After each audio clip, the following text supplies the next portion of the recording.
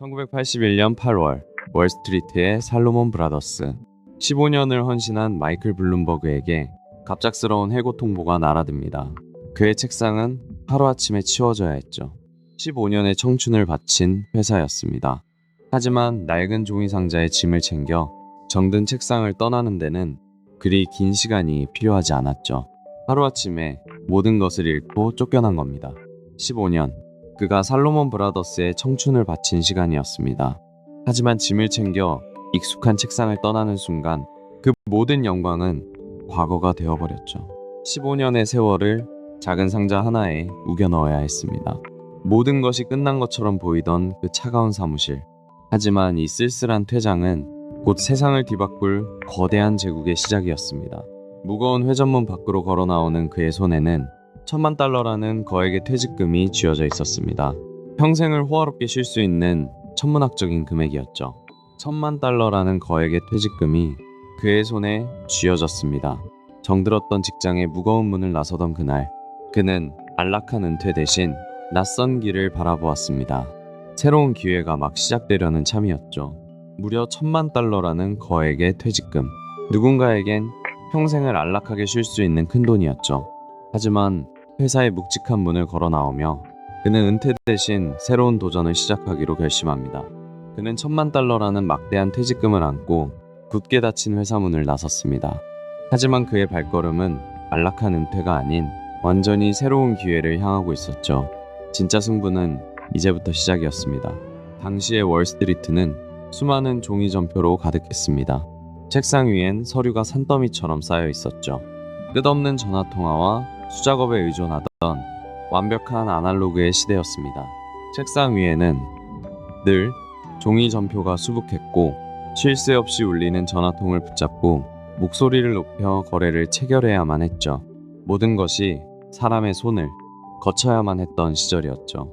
책상 위에는 늘 종이 전표가 산더미처럼 쌓여 있었죠. 전화기는 쉴 새 없이 울려대고 사람들은 목소리를 높여야만 했습니다. 모든 것이 손으로 기록되던 비효율적인 시대였습니다. 수많은 종이 전표가 책상 위에 산더미처럼 쌓이고 끝없는 전화벨 소리가 공간을 가득 채웠죠. 그 시절의 금융은 오직 사람의 직감과 수작업에 의존하는 거대한 아날로그 시스템이었습니다. 월스트리트의 치열한 현장을 지켜보며 그는 결정적인 사실을 깨달았습니다.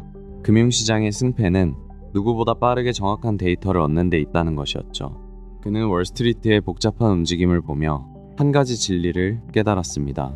결국 금융시장의 승패는 누가 더 빨리 정확한 정보를 쥐느냐에 달려있다는 것이었죠. 누구보다 빠르고 정확하게 시장의 흐름을 읽어내는 것. 그는 실시간 데이터야말로 앞으로의 금융 생태계를 지배할 가장 강력한 무기가 될 것이라 확신했습니다. 그는 밤거리를 밝히는 월스트리트 빌딩들을 보며 확신했습니다. 누구보다 빠르게 가장 정확한 데이터를 제공하는 자가 미래의 시장을 지배할 것이라고 말이죠. 실시간 정보가 곧 최고의 자본이 되는 순간이었습니다. 그는 자신의 퇴직금 중 무려 $400,000,000를 꺼내들었습니다. 그것은 금융과 컴퓨터를 결합하려는 과감한 첫걸음이었죠. 누구나 주저할 만한 거액이었지만 그의 확신은 흔들리지 않았습니다. 그는 자신의 퇴직금 중에서 무려 $400,000,000라는 거액을 과감히 투자하기로 결심합니다. 실시간 금융정보 시스템을 개발하겠다는 확고한 목표 때문이었죠. 그는 월스트리트를 떠나며 받은 퇴직금 중 $400,000,000를 과감하게 떼어냈습니다. 그리고 컴퓨터 기반의 실시간 금융정보 시스템을 개발하는 완전히 새로운 회사를 설립하기로 결심하죠. 그는 퇴직금 중 $400,000,000를 과감하게 새 회사에 투자했습니다. 오직 컴퓨터 기반의 실시간 정보 시스템을 개발하기 위해서였죠. 위기를 기회로 바꾼 새로운 도전의 시작이었습니다. 당시 그가 떠올린 이 작은 아이디어는 결코 단순한 발상에 그치지 않았습니다. 훗날 전 세계 금융시장의 룰을 완전히 뒤바꿔 놓을 거대한 데이터 제국의 서막이었죠. 이 작은 아이디어는 훗날 전 세계 금융시장의 표준이 될 블룸버그 단말기의 탄생을 예고하고 있었습니다. 흩어져 있던 복잡한 숫자와 정보들이 마침내 하나의 화면 속으로 모여들기 시작한 것이죠. 이 작은 아이디어는 단순히 월가의 사무실을 넘어섰습니다. 훗날 전 세계 금융시장에 절대적인 표준이 될 이른바 블룸버그 단말기의 위대한 탄생을 예고하는 첫걸음이었죠. 이 작은 아이디어는 훗날 월스트리트를 완전히 뒤바꿔 놓습니다. 전 세계 금융시장의 절대적인 표준이 된 기기, 바로 블룸버그 단말기의 탄생을 알리는 서막이었죠. 당시 월스트리트는 소수의 브로커만이 진짜 정보를 독점하던 거대한 밀실과 같았습니다. 블룸버그의 첫 번째 목표는 바로 이 닫힌 문을 부수는 것이었죠. 모든 투자자가 투명하게 시장을 들여다볼 수 있게 말입니다. 소수의 브로커만이 은밀하게 독점하던 핵심 정보들. 그는 이 굳게 닫힌 문을 활짝 열고 싶었습니다. 모든 투자자가 투명하게 데이터를 들여다보는 세상. 그것이 그가 향하고자 했던 분명한 목표였습니다. 어두운 회의실에서 소수의 브로커들만 은밀하게 공유하던 고급 정보들. 그는 이 견고한 장벽을 허물고 싶었습니다. 모든 투자자가 투명한 시장의 혜택을 누리는 것. 그것이 블룸버그의 진짜 목표였죠. 소수의 브로커들이 밀실에서 독점하던 정보들을 이제는 모든 투자자가 투명하게 들여다볼 수 있게 만드는 것. 그것이 블룸버그가 꿈꿨던 진짜 혁신이었습니다. 월스트리트의 낡은 문법을 완전히 허물어버린 그는 감정이나 직관에 흔들리지 않는 철저한 실용주의자였습니다. 복잡한 세상을 해석하는 그의 유일한 기준은 오직 명확하고 객관적인 데이터뿐이었죠. 그는 직감이나 감정에 흔들리지 않았습니다. 오직 숫자가 말해주는 진실에만 집중했죠. 철저한 실용주의와 데이터를 기반으로 월스트리트의 낡은 문법을 하나씩 부수기 시작했죠. 월스트리트의 오랜 문법을 완전히 바꾼 그는 막연한 직감이나 시장의 소문 대신 오직 차갑고 명확한 숫자만을 믿었습니다. 철저한 실용주의와 데이터를 바탕으로 세상을 꿰뚫어보는 사람이었죠. 월스트리트의 낡은 문법을 완전히 무너뜨린 것은 그의 철저한 실용주의였습니다. 감정이나 직관은 배제한 채 오직 정확한 데이터만을 굳게 믿었죠. 그것이 그가 세상을 지배하는 방식이었습니다. 블룸버그의 이러한 데이터 중심 철학은 비즈니스를 넘어 더 큰 무대를 향하고 있었습니다. 훗날 그가 뉴욕 시장에 도전하여 12년 동안 세계 최대의 도시를 이끌게 되는 강력한 원동력이 된 것이죠. 블룸버그의 이런 확고한 철학은 기업을 넘어 더 큰 무대를 향하고 있었습니다.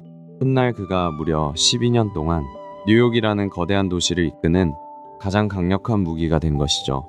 훗날 그가 뉴욕 시장에 올랐을 때도 이 데이터 중심의 철학은 변하지 않았습니다. 그는 무려 12년 동안이나 숫자와 통계를 바탕으로 거대한 도시를 이끌었죠. 이렇게 단련된 데이터 중심의 철학은 훗날 뉴욕 시장이라는 거대한 무대에서 다시 한번 빛을 발합니다. 12년이라는 긴 시간 동안 도시를 이끄는 가장 강력한 원동력이 되어준 것이죠.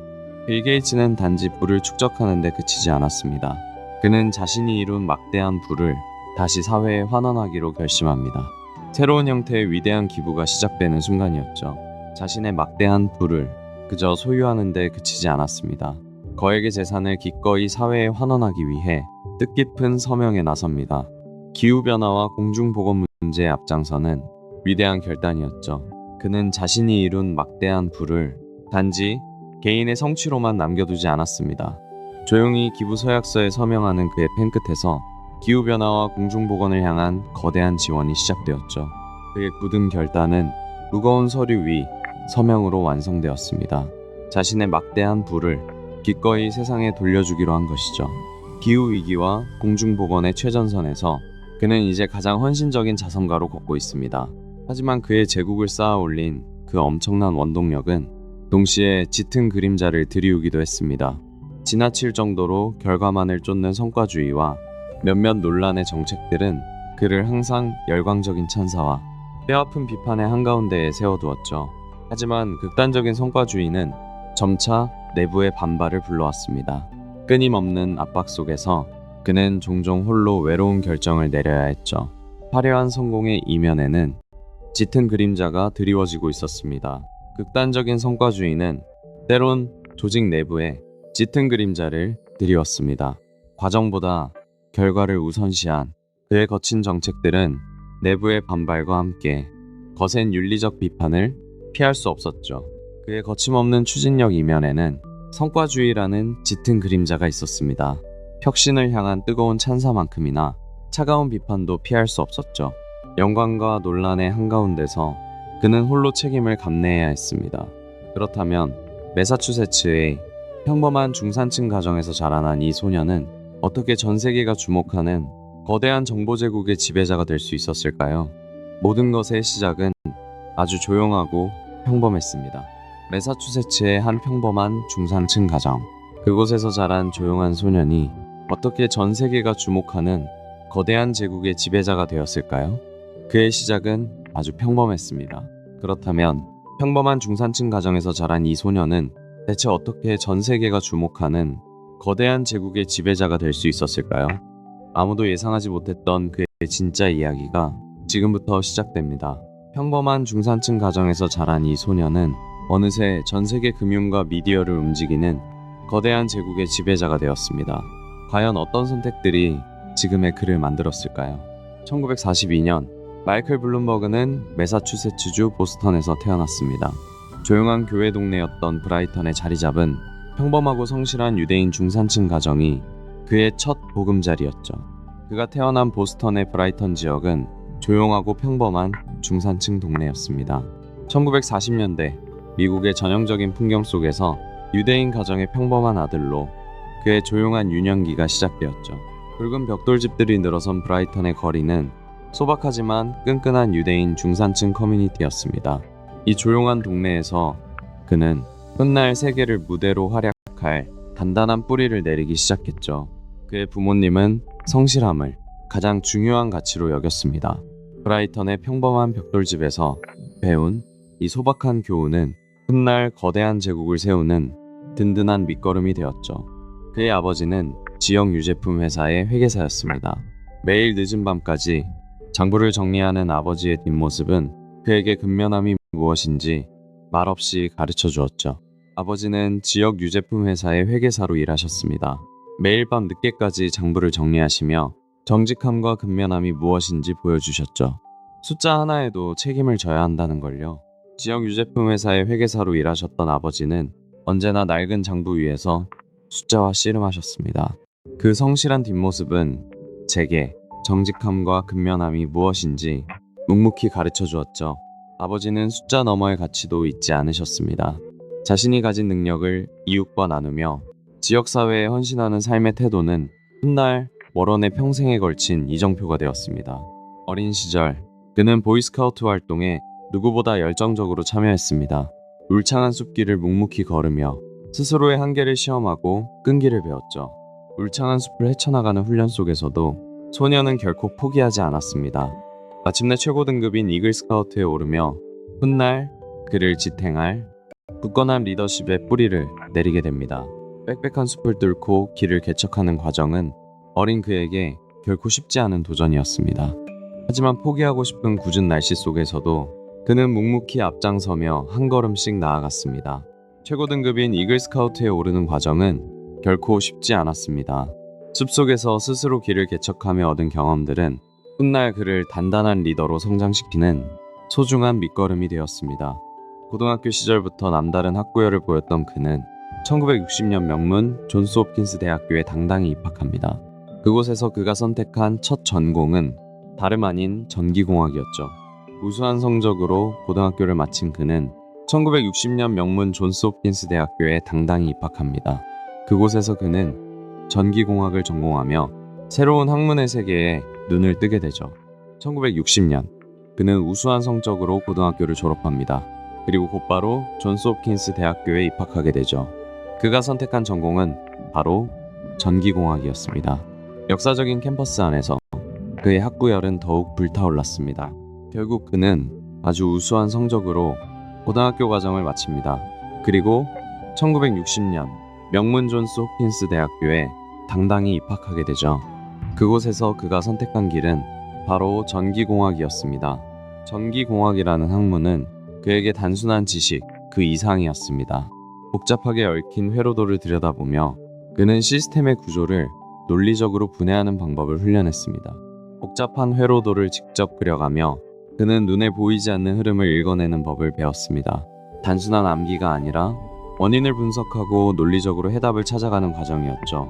복잡한 회로도를 직접 그려가며 그는 눈에 보이지 않는 문제의 원인을 논리적으로 추적하는 방법을 훈련했습니다.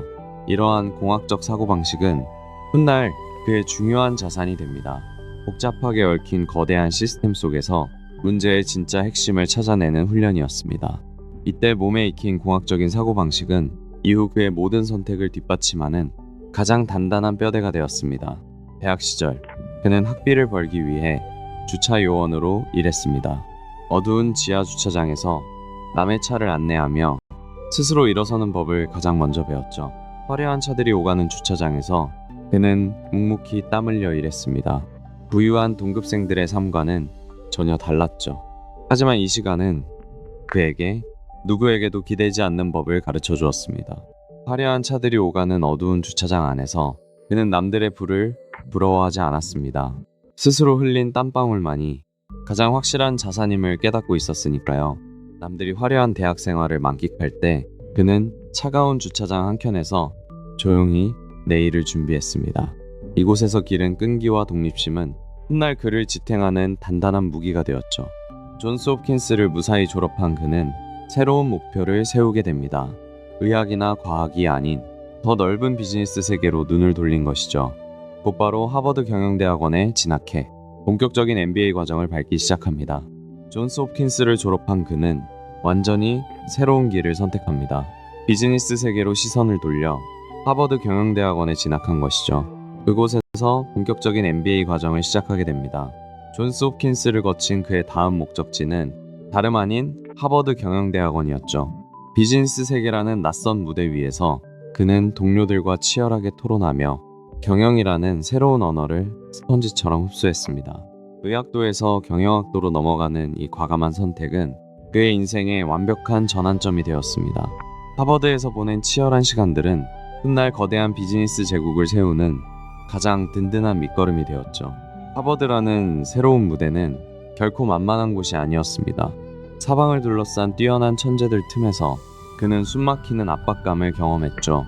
하지만 이 치열한 경쟁은 오히려 그의 내면에 잠들어 있던 거대한 야망을 흔들어 깨웠습니다.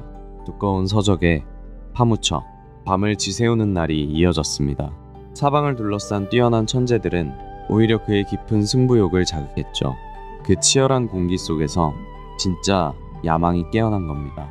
도서관의 어두운 조명 아래서 두꺼운 전공서적을 파고들 때마다 그는 단순한 학구열을 넘어선 강렬한 승부욕을 느꼈습니다. 세계 최고라는 타이틀은 오히려 그의 숨겨진 야망에 불을 지피는 계기가 되었죠.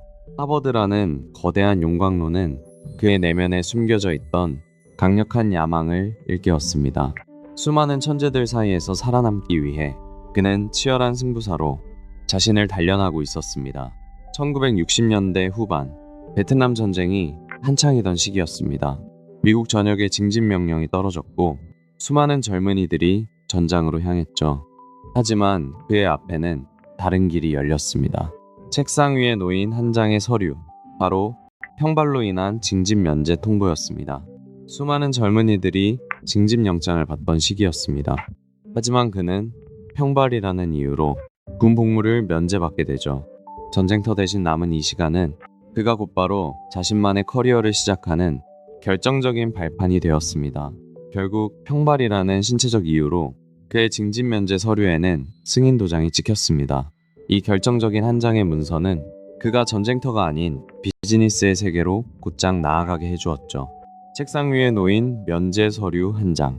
이 결정적인 판정 덕분에 그는 베트남전 징집을 완전히 피할 수 있었습니다. 군대 대신 사회에 남게 된 그는 지체 없이 곧바로 자신의 커리어를 향해 첫 발을 내디뎠죠.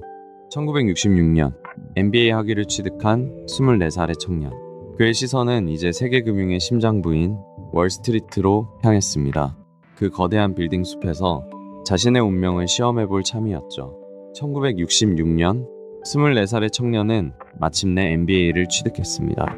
이제 그의 시선은 세계금융의 심장부로 향했죠. 바로 뉴욕 월스트리트입니다. 그곳에서 자신의 진정한 운명을 시험해보기로 한 겁니다. 1966년 하버드에서 MBA를 마친 24살의 청년은 거대한 월스트리트의 빌딩 숲 앞에 섰습니다. 세계금융의 심장부에서 자신의 진짜 운명을 시험해보겠다는 굳은 결심이었죠. 1966년 24세 나이로 MBA를 마친 그는 마침내 세계 금융의 심장부인 월스트리트에 발을 내딛습니다. 끝없이 솟아오른 마천루 사이를 걸으며 이 거대한 무대에서 자신의 진짜 운명을 시험해보기로 결심하죠. 그가 첫 발을 내디딘 곳은 당시 월스트리트에서 가장 거칠고 치열하기로 소문난 아살로몬 브라더스였습니다. 화려한 금융가 이면이 피말리는 생존 경쟁이 막 시작되는 순간이었죠. 살로몬 브라더스는 당시 월스트리트에서 가장 거칠고 공격적인 곳이었습니다. 블룸버그는 이 치열한 정글에서 초급 직원으로 첫 발을 내디뎠습니다. 당시 살로몬 브라더스는 월스트리트에서도 가장 거칠고 공격적인 문화를 자랑했습니다. 오직 결과만이 모든 것을 증명하는 냉혹한 전쟁터였죠. 그 무거운 문을 열고 그는 초급 직원으로 첫 발을 내디뎠습니다. 그곳은 약육강식의 법칙이 지배하는 월스트리트에서 가장 거친 전장이었습니다. 블룸버그는 가장 밑바닥인 초급 직원부터 시작해 자신만의 입지를 다져나가기 시작합니다. 그의 첫 임무는 화려한 월스트리트와는 거리가 멀었습니다. 에어컨조차 없는 덥고 비좁은 지하 금고실에서 산더미처럼 쌓인 유가증권 증서를 일일이 세워야 했죠. 그것은 철저한 육체 노동의 연속이었습니다. 에어컨도 없는 후덥지근한 지하실이었죠. 좁은 공간에서 수많은 유가증권 뭉치를 일일이 손으로 세워야만 했습니다. 이마에 땀이 맺히는 그야말로 고된 육체 노동이었습니다. 숨막히게 더운 지하실 한 구석에서 그는 수많은 유가증권 증서를 일일이 손으로 세고 분류해야 했습니다. 비록 단순하고 고된 노동이었지만 금융의 기초를 몸으로 익히는 첫걸음이었죠. 숨이 막힐 듯한 지하실의 열기 속에서 그는 묵묵히 산더미 같은 증서들을 세고 또 세웠습니다. 화려한 금융인을 꿈꾸었던 청년에게 주어진 가장 차갑고 현실적인 첫 시험대였죠. 그의 생존 전략은 단순하고도 지독했습니다. 매일 아침 가장 먼저 출근해 불을 켰고 모두가 떠난 늦은 밤까지 홀로 책상을 지켰죠. 파트너들의 눈에 띄기 위해 그는 자신의 모든 시간을 회사에 쏟아부었습니다. 남들이 모두 퇴근한 텅 빈 사무실 블룸버그의 자리는 늦은 밤까지 불이 꺼지지 않았습니다. 그는 파트너들의 눈에 띄기 위해 지독할 정도로 보고서에 매달렸죠. 모두가 퇴근한 텅 빈 사무실 블룸버그의 자리는 늦은 밤까지 홀로 불을 밝히고 있었습니다. 창밖으로 화려한 월스트리트의 야경이 펼쳐졌지만 그는 오로지 눈앞의 숫자에만 지독하게 매달렸습니다. 모두가 퇴근하고 불이 꺼진 사무실 블룸버그의 자리는 늦은 새벽까지 늘 환하게 빛났습니다. 그는 최고 경영진들에게 자신의 가치를 증명하기 위해 매일 밤 지독한 고독과 싸우며 일에 매달렸죠. 그동안 쌓아온 묵묵한 노력은 마침내 확실한 결실을 맺게 됩니다. 매일 수많은 숫자가 오가는 회사의 가장 뜨거운 심장부, 바로 주식 트레이딩 데스크로 자리를 옮기게 된 것이죠. 그의 끈질긴 노력은 마침내 확실한 결실을 맺었습니다. 회사의 가장 핵심 부서인 주식 트레이딩 데스크로 자리를 옮기게 된 것이죠. 수많은 전화벨이 울리고 긴장감이 맴도는 그곳은 그가 꿈꾸던 진짜 금융의 심장부였습니다. 마침내 그의 노력은 결실을 맺었습니다. 회사의 심장부라 할 수 있는 주식 트레이딩 데스크로 자리를 옮긴 것이죠. 수많은 전화벨 소리가 울려 퍼지는 그곳에서 그는 본격적인 실전 감각을 익히기 시작했습니다. 마침내 그의 끈질긴 노력은 결실을 맺었습니다. 회사의 심장부인 주식 트레이딩 데스크로 당당히 입성한 것이죠. 전화벨이 빗발치는 그 치열한 현장에서 비로소 그의 진짜 무대가 열렸습니다. 대규모 기관의 막대한 물량이 오가는 블럭 트레이딩 시장. 그는 이 치열한 전장에서 양손에 수화기를 든 채 거침없이 거래를 성사시킵니다. 단숨에 업계의 주목을 받는 스타 트레이더로 떠오른 것이죠. 기관 투자자들의 거대한 물량이 끊임없이 그의 손을 거쳐갔습니다. 양손에 전화기를 든 채 쉴 새 없이 쏟아지는 주문을 조율했죠. 천문학적인 자금이 오가는 숨막히는 순간에도 그의 판단은 언제나 빠르고 정확했습니다. 양손에 전화기를 들고 쉴 새 없이 주문을 조율하는 그의 모습은 그야말로 전설을 방불케 했습니다. 단 몇 초 만에 거대한 자본이 움직였고 대규모 기관 투자자들은 오직 그의 판단만을 전적으로 신뢰했습니다. 결국 그는 대규모 기관들의 신뢰를 한몸에 받으며 블럭 트레이딩 시장의 절대적인 강자로 우뚝 섰습니다. 두 대의 전화를 동시에 받으며 시장을 지휘하는 그의 모습은 월스트리트의 전설이 되기에 충분했습니다. 1972년 그의 나이 불과 30살이 되던 해였습니다. 그는 살로몬 브라더스의 파트너로 전격 승진합니다. 월스트리트에서도 손에 꼽히는 초고속 승진이었죠. 1972년 그는 불과 30살이었습니다. 쟁쟁한 임원들의 인정을 받으며 살로몬 브라더스의 파트너 자리에 오릅니다. 이 악수와 함께 막대한 부와 권력이 시작된 것이죠. 1972년 마침내 최고 경영진과 악수를 나누던 그날, 그의 나이는 불과 30살이었습니다. 살로몬 브라더스의 파트너 자리에 오르며 그는 막대한 부와 권력을 동시에 거머쥐게 되죠. 1972년 마침내 그가 살로몬 브라더스의 파트너로 승진하게 됩니다. 불과 30살의 나이였죠. 견고한 장벽을 깨고 막대한 부와 권력을 거머쥔 젊은 실세의 탄생이었습니다. 하지만 그의 이런 타협 없는 태도는 종종 날카로운 칼날이 되기도 했습니다. 직설적이고 거침없는 성격 탓에 경영진과의 마찰은 피할 수 없는 일상이 되었죠. 회의실 공기는 종종 얼음장처럼 차가워졌습니다. 자신의 확고한 기준을 굽히지 않다 보니 경영진의 반발을 사기 일쑤였죠. 타협을 모르는 그의 거친 화법은 끝내 깊은 갈등의 씨앗이 되었습니다. 타협을 전혀 모르는 그의 굳건한 태도는 때때로 큰 불화의 씨앗이 되기도 했죠. 특히 경영진과 마주한 답답한 회의실은 숨막히는 긴장감과 언쟁으로 가득 찼습니다. 결국 이러한 그의 태도는 회사 수뇌부와의 정면 충돌로 이어졌습니다. 자신의 비전이 확고했던 만큼 타협을 요구하는 경영진과는 끝내 거리를 좁히지 못했던 거죠. 치열한 사내 정치에서 밀려난 대가는 가혹했습니다. 화려한 트레이딩 부서를 떠나 하루아침에 짐을 싸야 했죠. 그가 향한 곳은 한직으로 여겨지던 정보 시스템 부서였습니다. 수익을 창출하던 화려한 트레이딩 플로어와는 달리 이곳은 낡은 기계음만 울려 퍼지는 외딴 섬 같았습니다. 사내 정치에서 패배한 대가는 생각보다 훨씬 가혹하고 씁쓸했죠. 수익을 쏟아내던 화려한 트레이딩 플로어와는 너무도 다른 풍경이었죠. 먼지 쌓인 낡은 컴퓨터와 기계음만이 가득한 좁고 차가운 서버실, 모두가 끝났다고 생각한 완벽한 유배지였습니다. 화려한 트레이딩 룸의 열기는 사라졌습니다. 그가 쫓겨난 곳은 낡은 기계음만 윙윙거리는 좁은 전산실이었죠. 사내 정치에서 밀려나 철저히 고립된 순간이었습니다. 하지만 공학도 출신이었던 그에게 전산실로의 좌천은 단순한 추락이 아니었습니다. 먼지 쌓인 컴퓨터와 펀치카드 속에서 그는 금융과 기술이 만나는 새로운 가능성을 발견했죠. 수많은 데이터 출력물을 들여다보며 시장을 읽는 눈을 기르기 시작한 겁니다.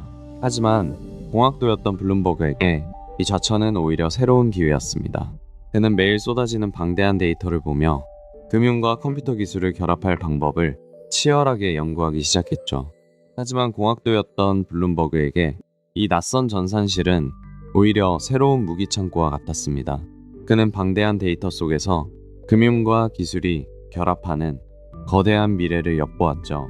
하지만 공학도 출신이었던 그에게 이 낯선 부서에서의 시간은 오히려 엄청난 기회가 되었습니다. 컴퓨터 기술과 금융 데이터가 어떻게 결합될 수 있는지 직접 확인하고 연구하는 귀중한 배움의 장이 된 것이죠. 1981년 월스트리트에는 거대한 지각 변동이 일어납니다. 원자재 거래 기업이었던 피브로가 살로몬 브라더스를 전격 인수한 것이죠. 굳건했던 지배구조가 하루아침에 뒤바뀌는 역사적인 서명의 순간이었습니다. 1981년 원자재 거래의 거인 피브로가 살로몬 브라더스를 인수합니다. 이 거대한 합병 계약서에 서명이 새겨지는 순간 회사의 지배구조는 완전히 뒤집혔죠. 파트너십으로 운영되던 오랜 전통이 끝나는 결정적인 전환점이었습니다. 이 거대한 인수는 단순한 자본의 결합이 아니었습니다. 살로몬 브라더스 내부의 권력 지형을 송두리째 흔들어 놓는 결정타였죠. 오랜 파트너십으로 맺어졌던 끈끈한 결속력은 계약서에 찍힌 서명과 함께 서서히 금이 가기 시작했습니다. 서명란에 만년필이 닿는 그 짧은 순간 살로몬 브라더스의 운명은 완전히 새로운 국면을 맞이하게 됩니다. 오랜 파트너십의 시대가 저물고 거대한 자본 논리가 회사를 지배하는 낯선 내일이 시작된 것이죠. 새로운 경영진이 들어서자 회사 분위기는 차갑게 얼어붙었습니다. 그들에게 블룸버그는 통제하기 힘든 눈엣가시였죠.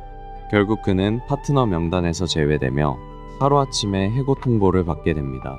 새로운 경영진에게 그는 눈엣 가시에 불과했습니다.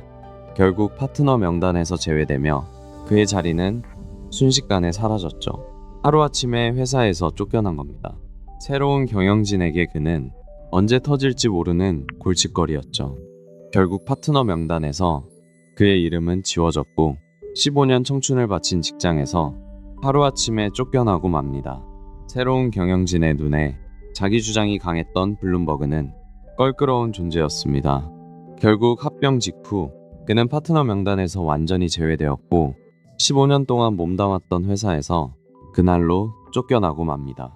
살로몬에서의 경력은 뼈아픈 퇴출로 막을 내렸습니다. 하지만 결코 빈손은 아니었죠. 시스템 부서에서 얻어낸 날카로운 통찰은 앞으로 펼쳐질 그의 새로운 여정에 가장 완벽한 무기가 되었습니다. 비록 살로몬 브라더스에서의 마지막은 불명예스러운 퇴장이었지만 그곳에서 보낸 시간은 결코 헛되지 않았습니다. 오히려 시스템 부서에서 얻은 날카로운 통찰력은 그의 다음 행보를 위한 완벽한 무기가 되어주었죠. 살로몬 브라더스에서의 경력은 이렇게 끝이 났습니다. 하지만 그에게 좌절할 시간은 없었죠. 전산 부서에서 얻은 뼈저린 통찰은 오히려 그의 다음 행보를 위한 가장 완벽한 무기가 되어주었으니까요. 살로몬에서의 마지막은 비록 씁쓸했지만 그가 시스템 부서에서 얻은 통찰은 결코 사라지지 않았습니다. 오히려 그것은 다가올 금융혁명을 위한 가장 완벽한 무기로 재련되고 있었죠. 해고의 충격이 채가시기도 전인 1981년 말, 그는 좌절하는 대신 뜻을 함께할 3명의 동료를 설득했습니다. 그렇게 비좁은 사무실에서 아이노베이티브 마켓 시스템즈라는 새로운 회사가 첫 발을 내디뎠죠. 해고의 충격이 가시기도 전인 1981년 말, 그는 뜻을 함께하던 3명의 동료를 설득합니다.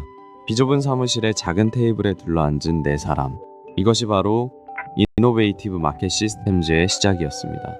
해고 직후인 1981년 말, 그는 자신의 비전을 믿어준 3명의 동료를 설득했죠.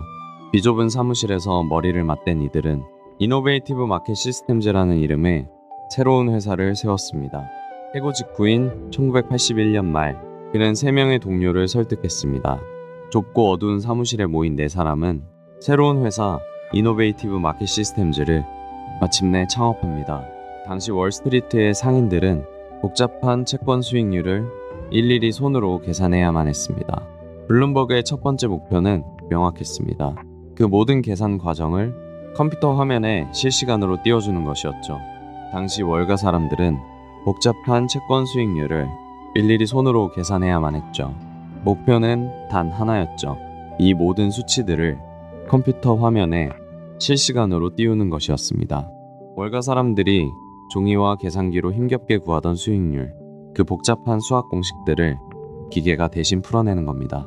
버튼 하나만 누르면 검은 모니터 위에 실시간으로 반짝이는 숫자가 나타나게 만드는 것이죠. 월가 사람들이 일일이 수작업으로 계산해야만 했던 복잡한 채권 수익률, 그들의 최종 목표는 단 하나였습니다. 이 모든 데이터를 컴퓨터 화면에 실시간으로 띄워주는 것이었죠. 마침내 월가의 업무 방식이 송두리째 바뀌기 직전이었습니다. 블룸버그가 시스템의 전체 밑그림을 그리는 동안 동료들은 어두운 작업실에 모여 납땜 인두를 들었습니다. 누구도 해본 적 없는 금융 단말기를 만들기 위해 밤을 새워가며 복잡한 회로 기판을 직접 조립해 나갔죠. 블룸버그가 시스템 아키텍처의 밑그림을 그리는 동안 동료들은 좁은 작업실에서 밤을 지새웠습니다. 얽히고 설킨 전선과 회로 기판을 앞에 두고 일일이 손으로 납땜하며 하드웨어를 완성해 나갔죠. 블룸버그가 전체적인 뼈대를 구상하는 동안 동료들은 비좁은 작업실에서 밤을 지새웠습니다. 복잡한 회로 기판을 일일이 납땜하며 하드웨어의 실체를 직접 조립해 나갔죠. 블룸버그가 전체 시스템의 뼈대를 설계하는 동안 동료들은 좁은 작업실에서 밤을 지새웠습니다. 뿜어져 나오는 납땜 연기 속에서 복잡한 회로 기판을 하나하나 직접 조립해 나갔죠. 마침내 투박한 첫 프로토타입이 완성되었습니다. 그는 곧장 월스트리트로 향했죠. 첫 번째 타깃은 금융업계의 거인 메릴 린치였습니다. 고급 회의실 탁자 위에 이 낯선 기계를 올려두었죠. 투박하고 무거운 기계가 고급스러운 회의실 테이블 위에 놓여졌습니다. 월스트리트의 거인들은 처음엔 반신반의하는 표정이었습니다. 하지만 그가 키보드를 두드리며 실시간 데이터를 화면에 띄우자 분위기는 조금씩 달라지기 시작했죠. 경영진의 표정에는 여전히 의구심이 가득했습니다. 하지만 투박한 프로토타입 화면 위로 실시간 금융 데이터가 쏟아지기 시작하자 회의실의 공기가 달라졌습니다. 그들은 이 기계의 잠재력을 직감하고 있었죠. 기계에 불이 들어오고 실시간 금융 데이터가 화면에 쏟아졌습니다. 회의실의 차가운 의심은 단숨에 놀라움으로 바뀌었죠. 거대 기업 메릴 린치가 그의 첫 고객이 되는 순간이었습니다. 단말기의 놀라운 성능을 직접 확인한 메릴 린치 경영진은 그 자리에서 22대의 기계를 주문했습니다. 나아가 무려 3천만 달러라는 거액의 투자까지 결정했죠. 단말기의 성능을 직접 확인한 메릴 린치 경영진은 주저없이 22대의 기계를 주문했습니다. 그리고 회사의 가능성을 굳게 믿고 무려 3천만 달러라는 거액의 투자를 결정하죠. 결과는 대성공이었습니다. 메릴 린치는 그 자리에서 22대의 단말기를 주문했고 나아가 3천만 달러라는 거액의 투자까지 약속하게 됩니다. 이 굳건한 악수 한 번이 작은 벤처기업의 운명을 완전히 바꿔놓았죠. 메릴 린치는 단말기 성능에 완전히 압도되었습니다. 그들은 즉시 22대를 주문했고 무려 3천만 달러를 투자하기로 결정했죠. 성공적인 첫 계약이었죠. 메릴 린치의 막대한 투자금은 성장의 기폭제가 되었습니다. 회사는 폭발적으로 팽창했죠. 그리고 1986년 자신의 이름을 딴 블룸버그 LP로 사명을 새롭게 변경합니다. 메릴 린치의 막대한 자본은 회사의 폭발적인 성장에 날개를 달아주었습니다. 1986년 마이클 블룸버그는 자신의 이름을 내걸고 회사 이름을 블룸버그 LP로 공식 변경합니다. 메릴 린치의 막대한 투자는 폭발적인 성장의 기폭제가 되었습니다. 마침내 1986년 회사는 창업자의 이름을 내걸고 블룸버그 LP로 새롭게 태어납니다. 풍부한 자본을 등에 업은 회사는 그야말로 폭발적인 성장을 거듭했습니다. 자신감을 얻은 마이클은 1986년 마침내 자신의 이름을 내건 블룸버그 LP로 회사의 간판을 새롭게 바꿉니다. 블룸버그 단말기 하면 가장 먼저 떠오르는 이미지가 있습니다. 칠흑 같은 화면에 빛나는 노란색 텍스트, 그리고 알록달록한 전용 키보드죠. 이 독특한 조합은 곧 월스트리트의 상징이 되었습니다. 특히 빨간색과 노란색, 초록색으로 구분된 전용 키보드는 복잡한 금융 데이터를 직관적으로 다루게 해주었죠. 이 독특한 디자인은 월스트리트 전문가들의 상징과도 같았습니다. 특히 눈길을 끄는 건 색깔이 입혀진 전용 키보드였습니다. 복잡한 명령어도 단축키 하나면 충분했죠. 1분 1초가 다급한 트레이더들에겐 그야말로 혁신이었습니다. 특유의 검은 바탕화면에 빛나는 노란색 숫자들, 그리고 알록달록한 기능키가 달린 전용 키보드.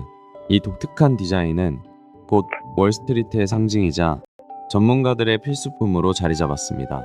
당시 월가에는 로이터나 텔레레이트 같은 쟁쟁한 경쟁자들이 버티고 있었죠.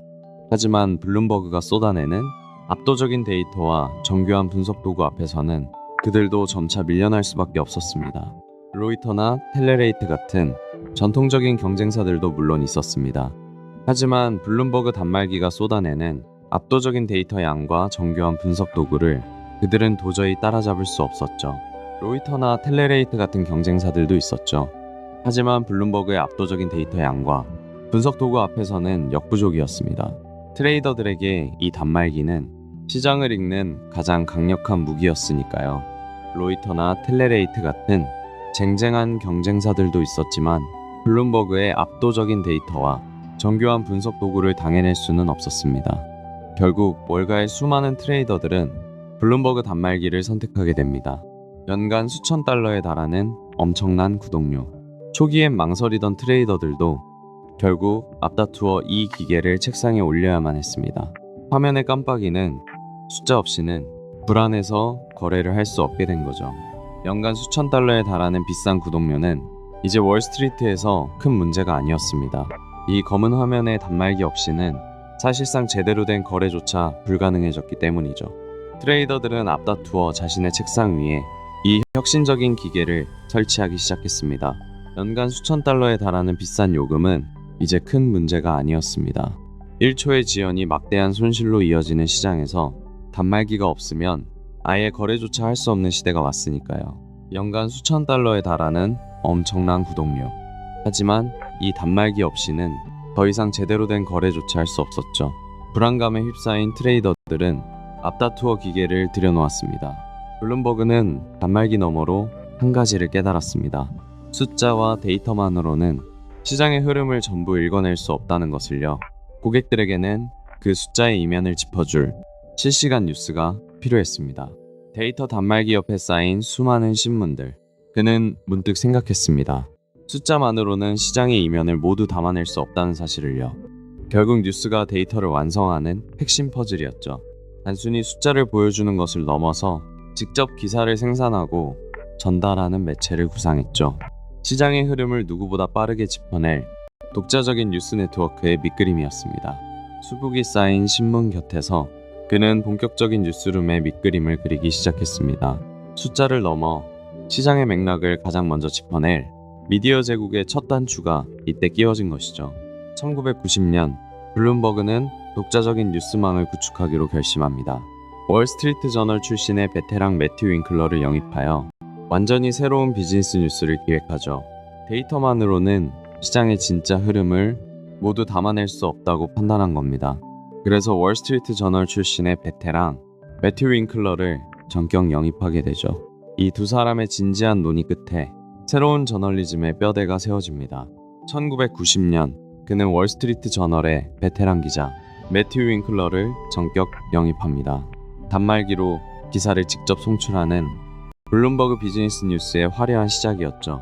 1990년 그는 월스트리트 저널의 매튜 윙클러를 영입합니다.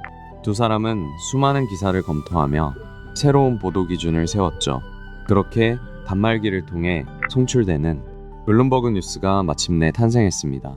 블룸버그의 뉴스 기사에는 화려한 수식어가 들어갈 자리가 없습니다. 모니터 위에는 오직 냉정한 팩트와 숫자만이 빽빽하게 채워지죠. 시장의 흐름을 누구보다 빠르고 명확하게 전달하기 위한 그들만의 독특한 문체가 탄생하는 순간이었습니다. 화려한 수식어나 불필요한 감정은 철저히 배제했습니다. 오직 팩트와 숫자만을 담아냈죠.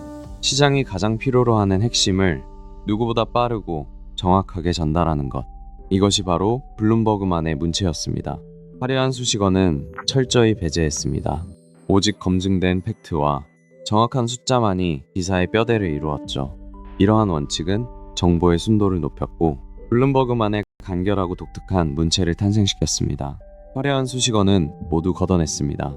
오직 팩트와 숫자만 남겼죠. 빠르고 정확하게 핵심만 전달하는 것. 이것이 바로 블룸버그만의 독특한 문체가 된 겁니다. 뉴스의 폭발적인 성공은 그들에게 또 다른 도약의 발판이 되었습니다. 이제는 종이 매체의 한계를 넘어 실시간으로 경제 정보를 전달할 준비를 시작했죠. 종이 매체를 넘어선 그들의 다음 목표는 실시간으로 시장의 숨결을 전달하는 것이었습니다. 곧이어 24시간 쉴 새 없이 돌아가는 경제 라디오 방송국이 첫 전파를 탔습니다. 라디오 전파를 넘어 이제는 24시간 경제 전문 케이블 TV까지 영역을 넓혔습니다. 화면에 실시간 차트가 깜빡이는 스튜디오는 새로운 시대의 심장부와 같았죠. 뉴스의 성공은 단지 시작에 불과했습니다. 24시간 경제방송과 케이블 TV 네트워크를 통해 그들은 거대한 미디어 제국으로 우뚝 섰습니다. 블룸버그는 조직 문화에서도 시대를 한참 앞서갔습니다. 사무실의 답답한 칸막이를 모두 없애버린 거죠. 거대한 개방형 사무실은 투명한 소통을 상징하는 공간이 되었습니다. 회사 내부의 모습도 완전히 달랐습니다. 답답한 파티션을 모두 없애고 임원과 직원이 한 공간에서 일하는 개방형 사무실을 전격 도입했죠. 이는 실리콘밸리보다 앞선 혁신이었습니다. 회사 내부 공간 역시 당시로서는 무척 파격적이었습니다. 답답한 칸막이를 모두 없애버린 거죠. 탁 트인 개방형 사무실에서 직원들은 자유롭게 소통했습니다. 칸막이를 모두 없앤 거대한 개방형 사무실은 당시 엄청난 파격이었습니다. 언제든 무료 간식을 즐길 수 있는 이 환경은 실리콘밸리의 혁신적인 문화를 한 발 앞서 완성한 셈이었습니다. 블룸버그 사무실에 들어서면 가장 먼저 거대한 열대어 수조가 시선을 사로잡습니다. 이 수조는 단순히 장식용이 아닙니다. 직원들의 스트레스를 줄여주고 회사의 투명성을 상징하는 특별한 장치죠. 사무실 곳곳을 밝히는 거대한 열대어 수조는 정말 인상적인 광경입니다. 바쁘게 돌아가는 업무 공간 속에서 직원들의 스트레스를 달래주는 역할을 하죠. 투명하게 빛나는 물결은 블룸버그가 추구하는 투명성의 상징이기도 합니다. 어두운 복도를 은은하게 밝히는 이 거대한 수조들은 바쁘게 돌아가는 회사 분위기 속에서도 직원들의 스트레스를 크게 덜어줍니다. 또한 모든 것이 투명하게 들여다보이는 이 어항은 블룸버그가 추구하는 개방성의 상징이기도 하죠. 투명성을 강조하는 블룸버그만의 철학은 이 거대한 수조에도 담겨 있습니다. 쉴 새 없이 돌아가는 금융의 최전선에서 잠시나마 스트레스를 내려놓을 수 있는 특별한 상징이 된 것이죠. 단말기 보급 대수가 순식간에 수십만 대를 돌파했습니다. 회사의 가치 역시 천문학적으로 치솟았죠. 월스트리트의 모든 시선이 이 젊은 창업자를 향했습니다. 단말기가 수십만 대 넘게 보급되면서 회사의 가치는 천문학적으로 치솟았습니다. 그리고 마침내 세계적인 경제 잡지의 억만장자 명단에 당당히 이름을 올리게 됩니다. 단말기 보급 대수는 어느새 수십만 대를 돌파했습니다. 회사의 가치 또한 천문학적인 숫자로 치솟았죠. 마침내 세계적인 경제 매체의 억만장자 명단에 그의 이름이 당당히 새겨지는 순간이었습니다. 단말기 보급 대수가 마침내 수십만 대를 돌파했습니다. 회사의 가치는 그야말로 천문학적으로 치솟았죠. 얼마 지나지 않아 그의 이름은 포브스 억만장자 명단에 당당히 새겨집니다. 전 세계의 중앙은행부터 네로라 하는 투자은행들까지 현대금융을 움직이는 거대한 신경망은 서서히 단 하나의 시스템으로 연결되기 시작했습니다. 바로 블룸버그 단말기였죠. 전 세계의 중앙은행부터 거대한 투자은행, 그리고 각국의 정부기관들까지 모두가 이 작은 단말기에 완벽히 의존하게 되죠. 마치 현대금융시장의 거대한 신경망을 블룸버그가 완전히 장악해버린 겁니다. 전 세계의 중앙은행과 거대 투자은행들, 그리고 각국의 정부기관들까지 이제 그들 모두가 블룸버그의 단말기에 의존하기 시작했습니다. 그것은 곧 현대금융시장의 거대한 신경망을 온전히 장악했다는 뜻이었죠. 결국 전 세계 중앙은행과 투자은행, 그리고 주요 정부기관들까지 모두가 그의 단말기 없이는 움직일 수 없게 되었죠. 말 그대로 현대금융이라는 거대한 신경망을 온전히 장악한 것입니다. 하지만 그의 완벽주의는 때론 지나친 통제로 이어졌습니다. 숫자와 성과에 대한 집착은 가혹한 평가 기준을 만들었죠. 회의실에는 늘 무거운 긴장감이 감돌았고 직원들은 숨을 죽여야만 했습니다. 그의 지나치게 통제적인 성향과 가혹할 정도의 성과 측정 방식은 늘 논란이 되었습니다. 특히 숫자에만 집착하는 차가운 평가 기준은 직원들 사이에서 깊은 두려움과 불만을 낳기도 했죠. 모든 결과를 숫자로 평가하는 가혹한 성과 측정은 빈틈을 허락하지 않았습니다. 숨막히는 긴장감 속에서 직원들은 자신의 가치를 매일 증명해야 했고 이는 곧 깊은 두려움과 불만으로 이어졌죠. 결국 그의 지나치게 통제적인 성향과 가혹한 성과 측정 방식은 조직 내부에 보이지 않는 두려움을 심었습니다. 뛰어난 결과 이면에는 언제나 깊은 긴장감과 불만이 맴돌고 있었죠. 2001년 사업가로서 이룰 수 있는 모든 정점에 섰을 때였죠. 50대 후반의 블룸버그는 개인의 성공을 넘어선 새로운 목표를 찾기 시작했습니다. 그의 시선이 머문 곳은 바로 공공 서비스였습니다.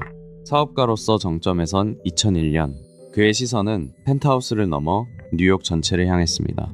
단순히 기업을 키우는 단계를 지나 시민들의 삶을 바꾸는 공공 서비스에 마음을 두기 시작했죠. 사업가로서 모든 것을 이룬 50대 후반 그의 시선은 이제 자신이 사랑하는 도시 뉴욕을 향했습니다. 비즈니스의 성공을 뛰어넘어 공공 서비스라는 새로운 무대로 나아갈 준비를 마친 것입니다. 사업가로서 이룰 수 있는 모든 것을 성취한 2001년 50대 후반에 접어든 블룸버그는 비즈니스의 성공을 넘어 새로운 목표를 세우게 됩니다. 바로 뉴욕이라는 거대한 도시를 이끄는 공공 서비스로의 도전이었죠. 정치 경험이 단 한 번도 없던 억만장자. 그의 뉴욕 시장 출마 소식에 언론은 일제히 플래시를 터뜨리면서도 승산 없는 무모한 도박이라 수군거렸습니다. 정치 경험이 전무했던 억만장자의 선언은 당시 언론에게는 그저 무모한 도박이었습니다. 승산 없는 싸움이라는 냉소 속에서도 쏟아지는 플래시 세례는 그의 일거수일투족을 쫓았습니다. 정치 경험이 전혀 없는 억만장자의 출마 선언에 수많은 언론이 일제히 플래시를 터뜨렸습니다. 데이터 제국을 거느린 그였지만 거친 정치판에서는 그저 승산 없는 도박을 하는 이방인에 불과했죠. 정치 경험이 전무했던 억만장자. 그의 뉴욕시장 도전은 당시엔 무모하고 승산 없는 도박으로 불렸습니다. 하지만 쏟아지는 카메라 플래시 앞에서도 그는 흔들림 없이 다음 행보를 준비했죠. 평생 민주당원이었던 블룸버그는 2001년 뉴욕시장 선거를 앞두고 중대한 결단을 내립니다. 당내 경선에서 유리한 고지를 점하기 위해 과감히 공화당으로 당적을 바꾼 것이죠. 평생 민주당원이었던 그는 과감한 결단을 내립니다. 치열한 당내 경선을 피하기 위해 공화당으로 당적을 바꾼 것이죠. 오직 승리만을 노린 승부수였습니다. 평생을 민주당원으로 살아왔지만 그는 과감한 결단을 내립니다. 치열한 당내 경선을 피하고 본선 진출에 유리한 고지를 점하기 위해 공화당 소속으로 2001년 뉴욕시장 선거에 출사표를 던진 것이죠. 평생 민주당원으로 살아왔던 그는 승리를 위해 과감한 결단을 내립니다. 선거에서 좀 더 유리한 고지를 점하고자 공화당으로 당적을 바꿔 뉴욕시장 선거에 공식 출마합니다. 뉴욕시장 선거일이었던 9월 11일 아침, 평온했던 맨해튼 하늘 위로 시커먼 연기가 치솟기 시작했습니다. 쌍둥이 빌딩을 향한 초유의 테러. 뉴욕은 순식간에 충격과 혼란에 빠져들었습니다. 거대한 쌍둥이 빌딩이 무너져 내리며 짙은 잿빛 연기가 맨해튼을 뒤덮었습니다. 뉴욕 시내는 순식간에 걷잡을 수 없는 혼란과 슬픔에 빠지고 말았죠. 원래대로라면 투표소가 붐볐을 선거일 당일.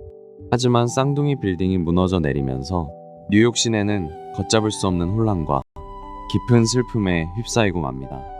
거대한 쌍둥이 빌딩이 무너져 내린 그날, 뉴욕의 하늘은 검은 연기로 뒤덮였습니다. 축제가 되어야 할 선거일은 도시 역사상 가장 깊은 슬픔의 날로 멈춰버렸죠.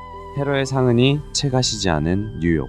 시민들은 단순한 정치인보다는 잿더미가 된 도시를 다시 일으킬 유능한 경영자를 간절히 원했습니다. 이때 루디 줄리아니 당시 시장이 그의 손을 굳게 맞잡습니다. 잿더미가 된 도시를 재건하기 위해선 정치인보다 유능한 경영자가 필요했습니다. 마침내 루디 줄리아니 시장은 그의 손을 맞잡으며 공식적인 지지를 선언하죠. 잿더미가 된 도시를 재건하려면 정치인보다 경영자가 필요했죠. 줄리아니 시장은 무대 위에서 그의 손을 굳게 맞잡았습니다. 판세를 뒤집는 결정적 한방이었습니다. 잿더미가 된 도시를 다시 세우기 위해선 정치인보다 유능한 경영자가 절실했습니다. 줄리아니 시장의 뜨거운 지지는 이러한 여론에 불을 지피며 선거판을 완전히 흔들었죠. 블룸버그는 무려 7,300만 달러라는 자신의 막대한 사재를 선거에 쏟아부었습니다. 뉴욕 선거 역사상 유례없는 물량 공세가 시작된 겁니다. 도시 전역의 우편함은 그의 캠페인 홍보물로 가득 차기 시작했죠. 뉴욕 시민들의 우편함에는 매일같이 선거 홍보물이 쏟아졌습니다. 무려 7,300만 달러라는 막대한 사재를 투입한 결과였죠. 이는 뉴욕 선거 역사상 유례가 없는 엄청난 물량 공세였습니다. 우편함마다 쏟아지는 선거 홍보물 역시 모두 그의 막대한 자금력에서 나왔습니다. 그가 캠페인에 쏟아부은 사재는 무려 7,300만 달러에 달했죠. 뉴욕 선거 역사상 유례를 찾아볼 수 없는 엄청난 물량 공세였습니다. 우편함마다 쏟아진 엄청난 양의 홍보물은 그의 압도적인 자금력을 시민들에게 실감나게 전했습니다. 7,300만 달러라는 막대한 사재가 뉴욕의 모든 거리를 뒤덮었죠. 치열했던 선거전 끝에 그는 마침내 강력했던 민주당 후보를 꺾게 됩니다. 제108대 뉴욕시장으로 당선증을 거머쥐며 평생을 바친 기업인에서 공직자로 새로운 첫 발을 내디딘 순간이었죠. 치열한 선거전 끝에 마침내 그는 민주당 후보를 꺾었습니다. 제108대 뉴욕시장이라는 막중한 자리에 오르게 된 것이죠. 성공한 기업인에서 이제는 수백만 시민을 책임지는 공직자로 새롭게 태어나는 순간이었습니다. 기업인으로서의 오랜 삶을 뒤로한 채 그는 마침내 공직자라는 새로운 길에 오릅니다. 제108대 뉴욕시장으로 취임하며 새로운 변화와 헌신을 다짐했죠. 치열했던 접전에 마침표를 찍으며 그는 마침내 제108대 뉴욕시장으로 취임합니다. 평생을 기업인으로 살아온 그가 공직자라는 완전히 새로운 길에 오르는 순간이었죠. 시장에 취임한 직후 그가 마주한 뉴욕은 상처투성이었습니다. 9.11 테러의 충격이 도시 전체를 짓누르고 있었죠. 무너진 경제를 살리고 시민들의 불안을 달래는 것이 가장 시급한 과제였습니다. 취임 직후 그가 마주한 뉴욕은 여전히 짙은 잿빛이었습니다. 가장 시급한 과제는 무너진 경제를 살리고 시민들의 깊은 불안을 잠재우는 것이었죠. 취임 직후 가장 시급한 과제는 상처 입은 뉴욕의 경제를 다시 일으키는 것이었습니다. 그는 로어 맨해튼의 재건 프로젝트에 속도를 냈고 시민들의 깊은 불안을 희망으로 바꾸려 애썼습니다. 도심 곳곳에는 다시 거대한 타워 크레인이 세워졌습니다. 시민들의 불안을 달랠 가장 확실한 위로는 뉴욕이 결코 멈추지 않고 다시 일어선다는 증명이었죠. 그는 권위적인 개인 집무실을 과감히 없앴습니다. 대신 자신이 세운 기업에서 쓰던 칸막이 없는 불펜 사무실을 시청에 도입했죠. 관료주의의 벽을 물리적으로 허물어버린 겁니다. 전통적인 개인 집무실을 없애버린 것이 그 시작이었습니다. 권위적인 벽을 허물고 칸막이조차 없는 거대한 불펜 형태의 사무실을 시청 안에 새롭게 만들었죠. 시장을 위한 권위적인 개인 집무실은 완전히 사라졌습니다. 대신 그 자리에는 칸막이 없는 불펜 형태의 사무실이 들어섰죠. 낡은 관료주의의 벽을 허물어버린 파격적인 혁신이었습니다. 당시 시의 재정 상태는 심각한 수준이었습니다. 파산 위기를 넘기기 위해 그는 거센 반발을 각오해야만 했습니다. 곧바로 재산세를 18%나 인상하는 초강수를 두게 됩니다. 가장 먼저 손을 댄 곳은 세금이었습니다. 그는 거센 반발을 각오하고 재산세를 무려 18%나 올렸습니다. 표를 잃을 것이라는 경고가 쏟아졌지만 재정 안정화가 먼저라는 신념은 흔들리지 않았죠. 엄청난 정치적 반발이 쏟아졌습니다. 하지만 그는 물러서지 않았죠. 재산세를 무려 18%나 인상하는 매우 과감한 카드를 꺼내 들며 재정 안정화를 뚝심 있게 밀어붙였습니다. 당시 공립학교 시스템은 부패와 비효율로 멍들어 있었습니다. 그는 이 낡은 구조를 깨기 위해 문제투성이었던 교육위원회를 과감히 해체했습니다. 그리고 시장이 직접 학교 시스템을 통제할 수 있도록 만들었죠. 부패와 비효율로 얽혀있던 기존의 교육위원회는 과감하게 해체되었습니다. 대신 공립학교 시스템에 대한 시장의 직접적인 통제권이 확보되었죠. 수십 년간 방치되었던 낡은 교실들에 비로소 변화가 시작된 겁니다. 결국 그는 길고 지루한 싸움 끝에 부패하고 비효율적이던 교육위원회를 해체했습니다. 그리고 시장이 직접 공립학교 시스템을 통제하는 전례 없는 강력한 개혁을 완성해냈죠. 당시 사람들은 모두 불가능하다고 말했죠. 하지만 뉴욕 시내 모든 식당과 바에서 실내 흡연이 전면 금지되는 법안이 통과되었습니다. 공중보건 역사에 새로운 기준이 세워진 거죠. 모두가 불가능하다고 입을 모았던 일이었죠.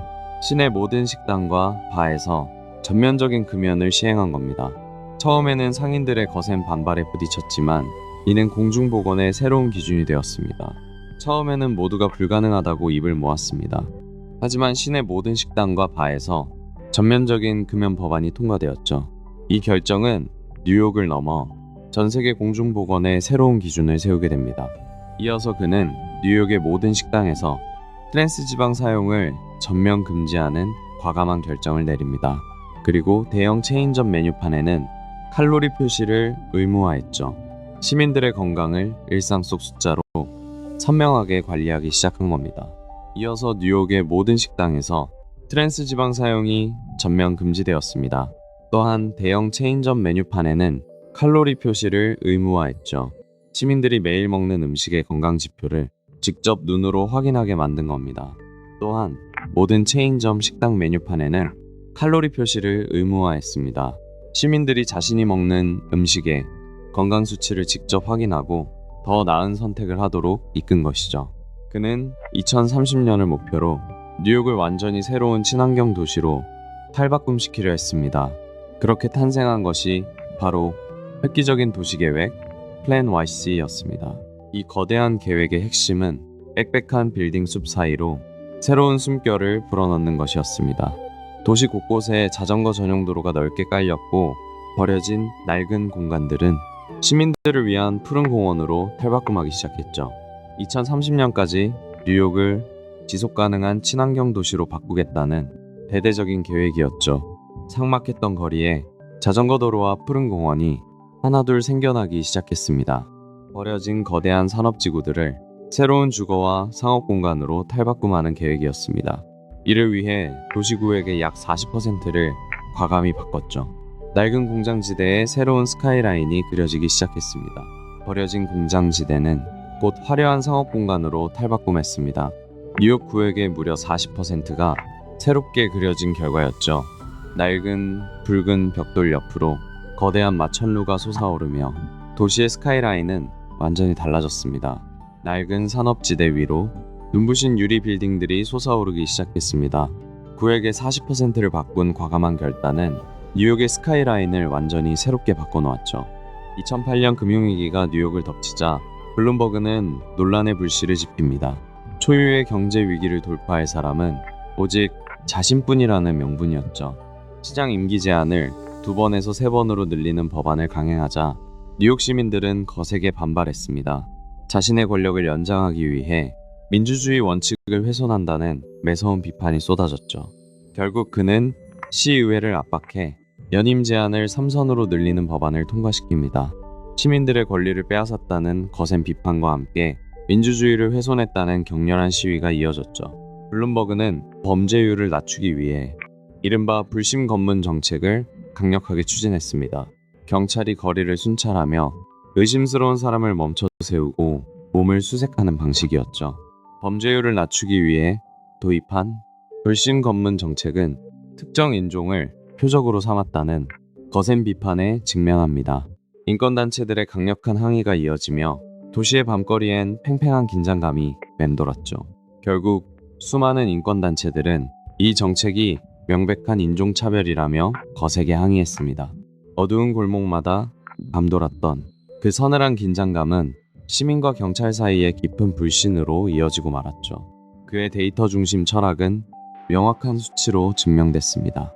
뉴욕의 범죄율은 역대 최저로 곤두박질 쳤고 시민들의 기대 수명은 눈에 띄게 늘어났죠. 실제로 데이터가 증명한 성과는 놀라웠습니다. 범죄율은 역사상 최저로 떨어졌고 기대 수명 역시 뚜렷하게 늘어났죠. 마치 거대한 기업의 실적 발표처럼 지표들은 완벽한 성공을 가리켰습니다. 범죄율은 역대 최저치로 떨어졌고 시민들의 기대 수명 역시 눈에 띄게 늘어났습니다. 모든 것이 완벽한 숫자로 증명됐지만 사람들은 그가 도시를 차가운 기업처럼 경영한다고 느꼈죠. 2011년 월스트리트에는 거대한 분노가 몰아쳤습니다. 극심한 빈부격차에 항의하는 월가를 점령하라 시위였죠. 시민들은 밤낮 없이 거리를 지켰지만 이 외침에 대한 그의 반응은 미온적이었습니다. 시위대가 뉴욕의 밤거리를 메우며 빈부격차에 분노했을 때 그가 보인 미온적인 태도는 대중의 반감을 샀습니다. 평생을 지켜온 철저한 실력주의가 오히려 차가운 엘리트주의로 비춰진 순간이었죠. 빈부격차가 극심해진 상황에서도 그의 미온적인 태도와 발언들은 대중의 분노를 사기 충분했죠. 결국 이 사건은 그에게 엘리트주의자라는 지울 수 없는 꼬리표를 남기고 말았습니다.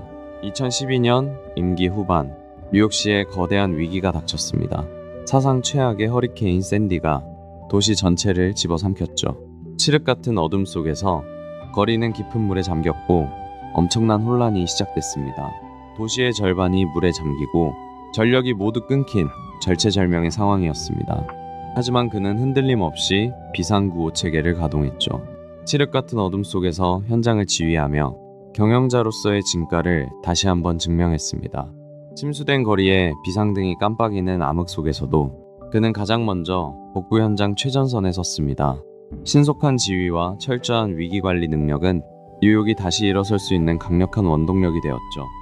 2013년 겨울 12년이라는 긴 시장 임기가 마침내 끝이 났습니다. 시청을 나서는 그의 뒷모습에는 묵직한 책임감을 무사히 내려놓은 홀가분함이 배어 있었습니다. 12년 전 멈춰섰던 뉴욕은 이제 완전히 다른 모습이었습니다. 그가 시청 계단을 내려오던 2013년 무렵 도시는 눈에 띄게 안전해졌죠. 경제 역시 침체를 벗어나 번영의 시대를 맞이했습니다. 그가 시청을 떠나던 마지막 날 뉴욕은 12년 전과 비교할 수 없을 만큼 안전하고 번영하는 도시가 되어 있었죠. 그것은 위대한 한 시대의 명예로운 마무리였습니다. 시장직에서 물러난 뒤에도 그의 정치적 야망은 결코 멈추지 않았습니다. 이제 그의 시선은 뉴욕이라는 무대를 넘어 미국의 심장부인 백악관을 똑바로 향하고 있었습니다. 시장직에서 물러난 이후에도 그의 정치적 야망은 결코 멈추지 않았습니다. 이제 그의 시선은 뉴욕이라는 도시를 넘어 가장 높은 곳, 백악관을 향하고 있었죠. 시장직에서 물러난 후에도 그의 정치적 야망은 멈추지 않았습니다. 이제 그의 굳건한 시선은 익숙했던 뉴욕의 스카이라인을 넘어 저 멀리 백악관을 향하고 있었습니다. 더 큰 무대가 그를 기다리고 있었죠. 그는 2008년과 2012년 그리고 2016년 대선이 다가올 때마다 늘 무소속 출마 카드를 만지작거렸습니다. 붉은색과 푸른색으로 갈라진 정치 지형 속에서 자신만의 길을 진지하게 고민했던 거죠. 2008년과 2012년 그리고 2016년 대선 때마다 그는 무소속 후보 출마를 아주 진지하게 저울질했습니다. 양당 정치의 낡은 공식을 깨고 싶었던 그의 이름은 전국적인 정치 무대에 오르내리기 시작했죠. 특히 2016년 대선을 앞두고 그의 무소속 출마 가능성은 그 어느 때보다 진지하게 논의됐죠. 극단적인 정치 지형 속에서 그의 이름은 전국적인 대안으로 끊임없이 오르내렸습니다. 좌파와 우파, 양극단으로 치닫는 미국의 정치 현실 속에서 그는 오직 데이터에 기반한 실용주의만이 유일한 해답이라고 굳게 믿었습니다. 감정이 아닌 객관적 사실에 주목해야 한다고 본 거죠. 좌파와 우파로 극명하게 갈라진 거친 정치판 속에서 그는 감정적인 논쟁 대신 철저히 데이터에 기반한 실용주의를 고집했습니다. 오직 객관적인 사실만이 흔들리는 사회의 중심을 잡아준다고 믿었죠. 결국 그가 도달한 결론은 명확했습니다. 감정적인 이념 대립이 아닌 철저하게 데이터에 기반한 실용주의 노선만이 분열된 정치를 봉합할 유일한 해답이라 믿었죠. 시장 자리에서 물러난 직후 그는 곧바로 새로운 싸움을 시작했죠. 막대한 사재를 들여 총기 규제 단체를 설립했습니다. 거대 총기협회에 맞설 강력한 대항마의 탄생이었죠. 시장에서 물러난 후 그는 막대한 자비를 들여 총기 규제 단체를 직접 설립합니다. 에브리타운 포건 세이프티를 통해 전미 총기협회에 정면으로 맞서기 시작한 거죠. 시장 퇴임 후 그는 막대한 사재를 털어 에브리타운 포건 세이프티를 설립했습니다. 수억 달러를 기부하며 전미 총기협회, 즉 NRA에 맞서는 가장 강력한 로비스트로 나선 것이죠. 환경 문제에 있어서도 그의 실천은 아주 구체적이었습니다.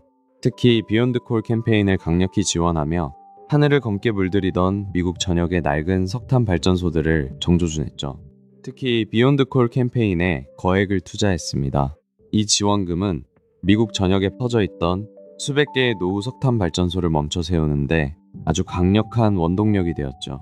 그 결과 미국 전역의 낡은 석탄 발전소 수백 곳이 잇따라 가동을 멈췄습니다.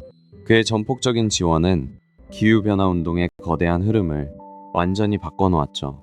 2019년 말 미국의 정치 지형은 그 어느 때보다 요동치고 있었습니다. 도널드 트럼프의 재선을 막아야 한다는 위기감이 당 전체를 짓누르고 있었죠.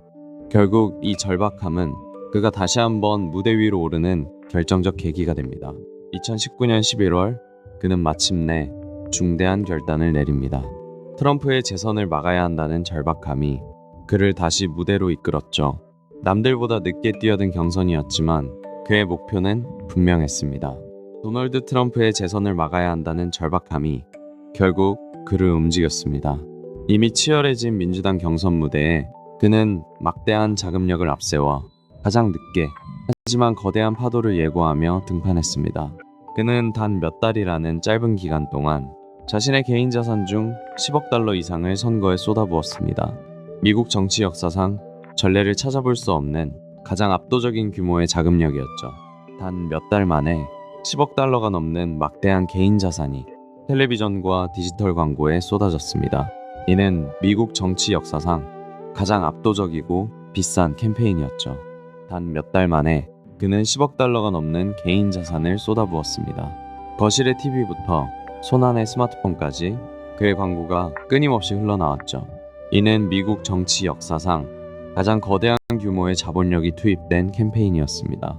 승승장구하던 그에게도 큰 위기가 찾아왔습니다. 네바다주에서 열린 첫 TV 토론회. 화려한 조명 아래에 섰지만 쏟아지는 날 선 공격에 그는 크게 당황하고 맙니다. 쏟아지는 경쟁자들의 공격에 그는 제대로 방어하지 못했습니다. 조명 아래 굳어버린 그의 모습은 생방송을 타고 그대로 전해졌죠. 통제불능의 순간이었습니다. 날선 질문이 쏟아지는 가운데 그는 제대로 된 방어를 해내지 못했습니다. 강렬한 조명 아래에서 그의 침묵은 유독 길게 느껴졌죠.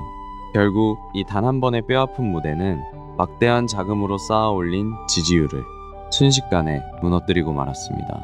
슈퍼 화요일의 결과는 냉혹했습니다. 기대했던 득표율에 크게 미치지 못하자 그는 즉각 결단을 내렸습니다. 더 이상의 캠페인은 무의미하다는 것을 깨달은 것이죠. 슈퍼 화요일의 뼈아픈 결과 직후 그는 조금의 미련도 없이 대선 캠프를 접었습니다. 그리고 중도표의 결집을 위해 곧바로 바이든의 손을 들어주었죠. 결국 그는 백악관을 향한 오랜 꿈을 조용히 내려놓아야 했습니다. 캠페인을 즉각 중단하고 조 바이든 후보를 공식 지지했죠. 그렇게 자신의 역할을 담담히 마무리했습니다. 대선이라는 뼈아픈 실패를 겪은 후 그는 깊은 고민에 빠졌습니다. 정치 권력만이 세상을 바꿀 수 있는 것은 아니었죠. 그에게는 평생을 일궈온 거대한 제국과 막대한 자본이 있었습니다. 그는 자신이 일군 거대한 제국과 막대한 자본에 주목했습니다. 복잡한 정치판을 거치지 않아도 세상을 더 직접적으로 바꿀 방법이 있었으니까요. 그것은 바로 막대한 부를 사회에 환원하는 자선 사업이었습니다. 정치의 높은 벽을 실감한 그는 거대한 제국과 막대한 자본을 새로운 시선으로 바라보기 시작합니다. 권력을 얻는 것보다 훨씬 더 직접적으로 확실하게 세상을 바꿀 수 있는 길. 그것은 바로 조용한 자선 사업이었습니다. 그는 빌 게이츠와 워런 버핏이 시작한 어더 기빙 플래지에 동참했습니다. 자신의 막대한 부를 사회에 돌려주겠다는 엄숙한 약속이었죠. 서명란에 이름을 적어 내려가며 나눔의 가치를 향한 첫걸음을 내디뎠습니다. 빌 게이츠와 워런 버핏이 주도한 더 기빙 플래지. 그는 이 역사적인 문서에 자신의 이름을 새겼습니다. 재산의 절반 이상을 기꺼이 사회에 환원하겠다는 아주 무겁고도 진실한 약속이었죠. 생전이나 사후에 자신의 재산 대부분을 기꺼이 세상에 내놓겠다는 굳은 약속이었습니다. 서명란에 깊게 새겨진 그의 이름은 단순한 기부를 넘어 진정한 나눔의 실천을 상징했죠. 그의 나눔은 자신의 모교인 존스 홉킨스 대학교에서도 크게 빛을 발했습니다. 무려 18억 달러라는 거액을 기부하며 학교 역사상 유례없는 지원을 약속했죠. 그의 모교인 존스 홉킨스 대학교에는 무려 18억 달러를 기부했습니다. 덕분에 수많은 저소득층 학생들이 학비에 대한 걱정을 완전히 내려놓고 학업에만 전념할 수 있는 길이 열렸죠. 이 천문학적인 기부금 덕분에 수많은 저소득층 학생들은 학비 걱정 없이 온전히 학업에만 전념할 수 있게 되었습니다. 그가 보여준 진심 어린 보호는 지금도 모교의 교정 위로 더 많은 청년들을 이끌고 있습니다. 그의 이름을 딴 블룸버그 필란트로피는 단순한 기부를 넘어 철저한 계획 아래 움직입니다. 환경, 공중보건, 예술, 정부혁신, 그리고 교육 5가지 핵심 분야를 통해 마치 정교한 기업처럼 변화의 청사진을 그립니다. 환경보호와 공중보건 개선부터 예술 지원, 그리고 정부혁신과 교육까지 이 5가지 핵심 분야는 블룸버그 필란트로피의 뼈대를 이룹니다. 단순한 기부가 아닌 사회의 근본적인 변화를 목표로 하죠. 예술과 정부, 혁신, 그리고 미래를 위한 교육 분야까지 이 5가지 핵심 분야는 단순한 기부를 넘어 실질적인 변화를 위해 치밀하게 설계되어 있죠. 뉴욕에서의 성공적인 금연 정책은 단지 시작에 불과했습니다. 그는 시선을 전 세계로 돌렸죠. 특히 의료 인프라가 부족한 개발도상국을 위해 천문학적인 지원을 결심합니다. 그의 시선은 곧 뉴욕을 넘어 전 세계를 향했습니다. 특히 의료 기반이 취약한 개발도상국에 집중했죠. 강력한 담배 규제 정책을 세우는데 10억 달러 이상을 지원했습니다. 10억 달러가 넘는 지원금은 특히 개발도상국의 담배 규제에 집중되었습니다. 그의 이 결단은 수백만 명의 소중한 생명을 구하는 기적이 되었습니다. 그의 기부 방식은 철저히 비즈니스와 같았습니다. 감정에 호소하는 사연보다는 냉정하고 정확한 데이터를 원했죠. 투자금 대비 얼마나 많은 생명을 구했는지, 그 효율을 꼼꼼히 따졌습니다. 그의 기부 방식은 철저히 냉정한 비즈니스를 닮아 있었습니다. 그저 감정에 호소하는 이야기 대신 1달러당 얼마나 많은 생명을 구했는지 항상 정확하고 구체적인 데이터를 요구했죠. 그의 기부는 철저한 비즈니스와 같았습니다. 단순히 감정에 호소하는 대신 투자 대비 얼마나 많은 생명을 구했는지 정확한 데이터를 집요하게 요구했죠. 그는 도시의 창의성이야말로 진정한 성장의 동력이라고 굳게 믿었습니다. 그래서 전 세계의 미술관과 각종 전시관에 막대한 자금을 후원했죠. 텅 빈 공간에 예술적 숨결을 불어넣은 겁니다. 그는 도시의 창의성 자체가 경제를 살리는 원동력이라고 굳게 믿었습니다. 그래서 전 세계 주요 미술관과 실험적인 극장, 공공예술 프로젝트에도 아낌없는 지원을 이어갔죠. 그는 예술이 지닌 창의성이야말로 도시를 발전시키는 진정한 동력이라고 믿었습니다. 갤러리 안에 고요한 조각상부터 광장의 거대한 조형물까지 그의 후원은 지금도 세상을 예술로 채우고 있습니다. 그는 또한 전 세계의 시장들을 하나로 연결하는 거대한 네트워크를 구축했습니다. 단순한 재정 지원을 넘어 각 도시가 기후변화나 인프라 문제에 주도적으로 대응할 수 있도록 돕기 시작한 것이죠. 전 세계 수많은 시장들이 서로의 지혜를 나누는 거대한 네트워크를 만들었습니다. 기후변화나 복잡한 인프라 문제 앞에서 더 이상 도시 혼자서 고민하지 않도록 튼튼한 연결고리를 제공한 것이죠. 나아가 전 세계 시장들을 연결하는 거대한 혁신 네트워크도 구축했습니다. 이제 각 도시들은 기후위기나 인프라 문제 앞에서 서로의 경험을 공유하며 스스로 해답을 찾아 나가고 있죠.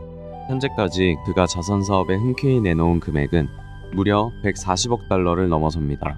하나로는 약 18조 원에 달하는 엄청난 액수죠. 이는 한 개인이 사회에 환원한 상상조차 하기 힘든 거대한 부의 상징과도 같습니다. 그가 지금까지 사회에 환원한 금액은 무려 140억 달러를 훌쩍 넘어섭니다. 단순한 기부를 넘어 이는 미국 자선 역사상 가장 거대한 발자취 중 하나로 굳건히 기록되고 있죠. 지금까지 그가 사회에 환원한 금액은 무려 140억 달러를 훌쩍 넘어섭니다. 단순한 숫자를 넘어 미국 역사상 가장 관대한 자선가 중 한 명으로 그의 이름을 영원히 기억하게 만들었죠. 그는 자신의 사후를 준비하며 평생 일군 블룸버그 LP를 자선재단에 넘기겠다는 결정을 내렸습니다. 이는 단순한 기부를 넘어 회사의 모든 수익이 영구적으로 사회에 환원되도록 만드는 굳건한 약속이었죠. 그는 자신의 사후에 블룸버그 회사를 자선재단에 완전히 넘기겠다고 밝혔습니다. 여기서 발생하는 모든 수익은 영구적으로 사회에 환원될 것입니다. 끝없는 나눔을 향한 굳건한 약속이었죠. 발생하는 모든 수익은 영구적으로 사회를 위해 쓰이게 됩니다. 자신이 쌓아올린 거대한 왕국을 가장 단단하고 안전한 유산으로 세상에 남기기로 한 것이죠. 마이클 블룸버그의 삶은 데이터가 어떻게 금융의 역사를 바꿀 수 있는지 보여준 완벽한 증명입니다. 그가 만든 단말기 하나가 견고했던 월스트리트의 룰을 완전히 재편해버렸죠. 블룸버그가 선보인 이 작은 단말기는 월스트리트의 오랜 룰을 완전히 바꿔놓았습니다. 정보의 격차가 곧 권력이던 시절에 누구나 실시간 데이터에 접근할 수 있는 길을 열어준 겁니다. 마이클 블룸버그의 삶은 데이터가 어떻게 금융의 역사를 바꿀 수 있는지 보여주는 완벽한 증명입니다. 그가 만든 단말기 하나가 정보의 비대칭을 깨고 월스트리트의 룰을 완전히 재편했으니까요. 그의 12년에 걸친 뉴욕 시장 재임은 단순한 행정을 넘어선 거대한 실험이었습니다. 이념과 당파 싸움은 과감히 뒤로 한 채 오직 데이터와 효율성으로 이 거대한 도시를 이끌었죠. 이념의 벽을 넘어선 그의 실용주의는 거대한 뉴욕을 하나의 효율적인 기업처럼 움직이게 했습니다. 철저한 데이터와 수치를 바탕으로 12년간 도시의 풍경을 완전히 바꾸어 놓은 것이죠. 이념과 당파를 넘어선 그의 12년은 오직 데이터와 효율성으로 거대 도시를 경영하는 새로운 모델을 남겼습니다. 밤에도 눈부시게 빛나는 뉴욕의 스카이라인처럼 그가 남긴 실용주의의 유산은 여전히 견고합니다. 하지만 그의 빛나는 성공 이면에는 언제나 짙은 그림자가 함께했습니다. 모든 것을 쥐고 흔들려는 통제적 리더십과 차별적이라는 비판을 받았던 정책들은 그의 유산에 깊은 상처를 남겼죠. 소수인종을 향한 차별적 치안 정책과 억만장자 특유의 엘리트주의적 태도는 그의 화려한 성과 뒤에 짙은 그림자를 남겼습니다. 모든 것을 통제하려 했던 리더십의 한계였죠. 특히 억만장자 엘리트주의라는 꼬리표는 그의 화려한 성공 이면에 자리한 짙은 그림자이기도 합니다. 모든 것을 철저히 통제하려 했던 완벽주의가 때로는 차별과 불평등의 논란으로 이어지기도 했으니까요. 39의 나이에 살로몬 브라더스에서 쫓겨난 한 남자가 있었습니다. 하루아침에 책상을 비워야 했던 그 해고자가 훗날 세계 10대 부호이자 가장 영향력 있는 리더로 성장할 줄은 당시엔 아무도 상상하지 못했습니다. 하루아침에 빈 책상을 마주했던 39살의 실직자. 하지만 그는 좌절하는 대신 자신만의 제국을 세우기 시작했습니다. 그 결과 세계에서 손꼽히는 부호이자 가장 영향력 있는 리더로 우뚝 섰죠. 39살 빈손으로 쫓겨났던 한 남자는 이제 가장 거대한 금융제국을 이끄는 리더가 되었습니다. 바닥으로 떨어졌던 그날의 위기를 삶의 가장 완벽한 기회로 뒤바꾼 셈입니다. 측정할 수 없다면 관리할 수도 없다. 이 단호한 원칙은 그의 삶 전체를 지탱하는 뼈대였습니다. 비즈니스는 물론이고 정치와 자선 사업이라는 전혀 다른 세계에서도 흔들림 없는 진리였죠. 측정할 수 없다면 관리할 수도 없다. 이 단호한 신조는 그의 삶을 이끄는 나침반이었습니다. 비즈니스와 정치, 그리고 자선 사업이라는 전혀 다른 세계의 세계를 관통하는 유일한 진리였으니까요. 측정할 수 없다면 관리할 수 없다. 이 오래된 신조는 비즈니스와 정치, 그리고 자선 사업이라는 전혀 다른 세상을 하나로 관통했습니다. 그에게 데이터는 세상을 바꾸는 가장 확실한 도구였습니다. 80이 넘은 나이에도 그는 매일 아침 변함없이 회사로 출근합니다. 자신이 세운 이 거대한 데이터 제국이 언젠가 자신 없이도 완벽하게 굴러갈 수 있도록 말이죠. 80이 넘은 나이에도 그는 매일 아침 변함없이 출근합니다. 자신이 세운 이 거대한 제국이 자신 없이도 영원히 작동할 수 있도록 조용히 다음 스텝을 준비하는 것이죠. 80이 훌쩍 넘은 나이에도 그는 매일 아침 변함없이 사무실 복도를 걷습니다. 언젠가 자신이 떠나더라도 그가 세운 데이터 제국은 영원히 작동할 것입니다. 그는 먼저 월스트리트의 낡은 장벽을 허물었습니다. 블룸버그 단말기라는 혁신적인 시스템을 통해 투명하고 공평한 정보의 길을 열었죠. 누구나 같은 데이터를 볼 수 있게 만든 이 작은 스크린이 세상을 바꾸는 첫걸음이 되었습니다. 정보의 장벽을 허물고 도시를 새롭게 재건한 블룸버그. 이제 그의 시선은 인류의 건강과 푸른 환경을 향해 있습니다. 세상을 바꾸는데 자신의 모든 것을 쏟아붓고 있죠. 그리고 인류의 건강과 푸른 환경을 지켜내는 일까지. 마이클 블룸버그는 자신이 가진 모든 것을 쏟아부으며 오늘도 더 나은 세상을 만들어가고 있습니다. 그가 세상에 남긴 거대한 발자취는 단순한 성공의 기록이 아닙니다. 냉철한 데이터와 숫자들이 어떻게 우리 삶을 바꾸는 따뜻한 가치로 변모할 수 있는지 역사에 영원히 남게 될 것입니다. 차가운 데이터로 세상을 읽어낸 그의 안목은 이제 따뜻한 사회적 가치가 되어 세상에 스며들고 있습니다. 그가 남긴 거대한 발자취는 영원히 기록될 것입니다. 차가운 데이터와 숫자들이 어떻게 가장 따뜻한 사회적 가치로 피어날 수 있는지, 그가 세상에 남긴 거대한 발자취는 우리 곁에 영원히 기록될 것입니다.